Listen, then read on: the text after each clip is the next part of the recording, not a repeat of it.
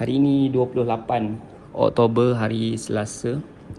InsyaAllah pada hari ini saya akan nak sambung sikit yang saya kongsikan semalam berkenaan dengan Big Why kita, kenapa saya dan kenapa kita munculkan buat komuniti ini, kenapa kita buat perkara ini.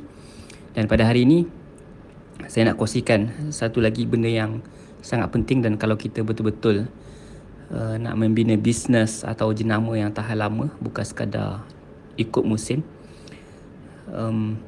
Maksudnya ni memang hari ni memang cerita tentang bisnes lah, dan bisnes ni dinamakan ataupun orang biasa sebut sebagai purpose driven business ataupun mission driven business. Maksudnya bisnes yang digerakkan oleh tujuan, objektif, matlamat tertentu. Dia ada purpose, dia ada why. Jadi big why dia tu yang menjadi dia buat bisnes berdasarkan why dia tu. Jadi biasanya apabila kita nak fikir buat bisnes ke ataupun nak buat personal branding ke, ramai orang akan tanya, okay, apa yang aku nak jual, apa yang aku nak cakap, aku nak tarik pelanggan macam mana, berapa untung yang aku boleh buat.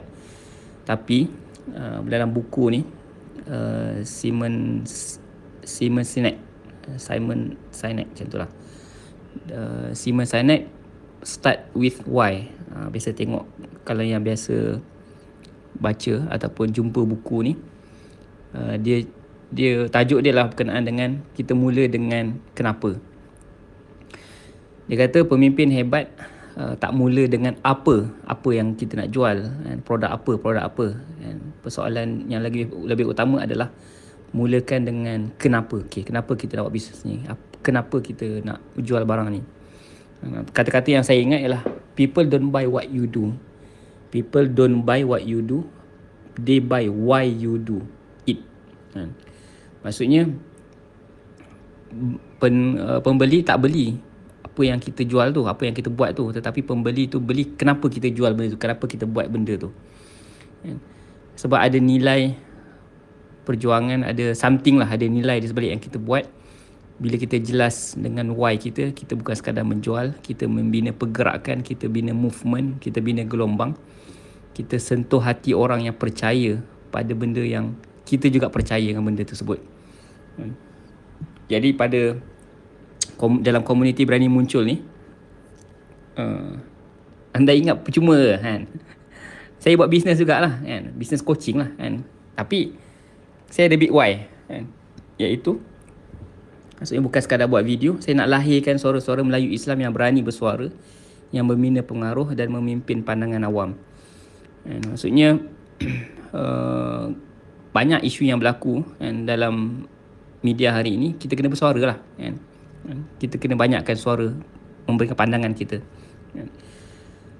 Maksudnya bukan sekadar teknikal, cakap depan kamera, cara buat video tapi lagi besar iaitu membawa satu gelombang, satu movement kesedaran, satu komuniti yang berani menggunakan suara untuk bawa kebaikan. Kita nak lahirkan suara Melayu Islam yang bukan sekadar cakap, bukannya follow the trend, tetapi dia ada cakap, ada something yang memberikan arah, memberikan makna, memberikan tujuan, memberikan hala tuju, memberikan naratif, mampu mempengaruhi cara orang awam berfikir, bentuk cara masyarakat lihat sesuatu isu, dan memimpin pandangan awam, public opinion. Jadi dalam media biasa kita sebut kita nak memimpin public opinion, pandangan awam. Sebab kalau kita tak pimpin pandangan awam, orang lain yang akan pimpin pandangan awam tu. Maksudnya media hari ni bebas dan semua orang boleh bersuara. Yang Netflixnya, yang Disneynya, yang tak eloknya, semua boleh buat benda, boleh buat konten.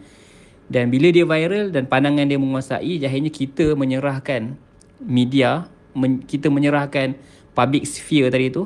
Ada stages, maksudnya pentas-pentas dalam public sphere tu dikuasai oleh orang lain. Jadi orang lain yang membentuk naratif, kita ni hanyalah melukut di tepi kantang, kita hanya menjadi penonton sahaja dan kita tak memimpin pandangan awam.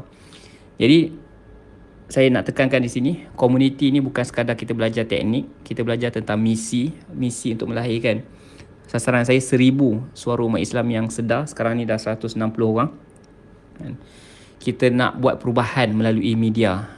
Dan bayangkan kalau semua dalam grup ni, semua dalam grup ni muncul dengan suara, mesej masing-masing, InsyaAllah isu umat Islam ni dia akan rancak kan, dia akan rancak dan orang lain akan rasa macam ada memang kebangkitan lah kan, rasa kebangkitan. Jadi dia akan mempengaruhi masyarakat-masyarakat lain supaya terpengaruh lah, masyarakat akan terpengaruh. Ini sahaja potongan audio yang telah disiarkan dalam komuniti Berani Muncul.